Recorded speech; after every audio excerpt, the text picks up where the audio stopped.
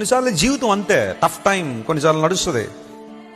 ఎవరి బాధ వారు పడాల్సిందే, ఎవరి బాధ వారు ఫీల్ అవ్వాల్సిందే.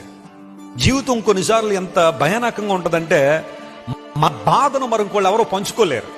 ఏమన్నా ఇప్పుడు నాకు తలనొప్పి వచ్చింది అనుకో, మీలో ఎవరైనా కొంచెం తీసుకోగలరా తలనొప్పి? వెస్లీ గారు మీరంటే మాకు బాగా గౌరవం అండి, ఓ 50% తలనొప్పి మాకు కొంచెం ఇవ్వండి అంటే ఇవ్వగలనా నేను? ఆ బాధ నేను పడాల్సిందే కదా. ఎవరికైనా నొప్పి వస్తే ఎవరు నొప్పి వాడు భరించాల్సిందే. ప్రక్క నుండి ఒకవేళ ఉపశమనంగా మాట్లాడేవాళ్ళు ఉండొచ్చు, జండు బాములు రాయొచ్చు, లేకపోతే టాబ్లెట్లు ఇచ్చేవాళ్ళు ఉండొచ్చు, కానీ ఇనీషియల్గా ఆ సమస్య, ఆ బాధ ఆ పర్టికులర్ పర్సనే ఫీల్ అవ్వాలి. ఈ రాత్రి ఎలా గడుస్తుందన్న భయం కొన్నిసార్లు వచ్చేయచ్చు. అలాంటి పరిస్థితుల్లోనే దేవుని వాగ్దానాలు మనం ఏం చేయాలి చెప్పండి?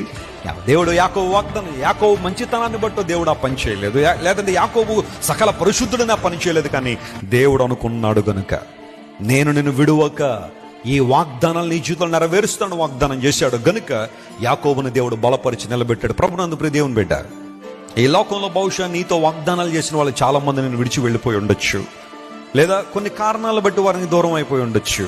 కానీ నీకు దూరం కానివాడు, వాగ్దానాలు మరిచిపోని వాడు ఎవరైనా ఉన్నారంటే అది కేవలం నీ ప్రభువు మాత్రమే. హల్లెలూయా. Download ShareChat.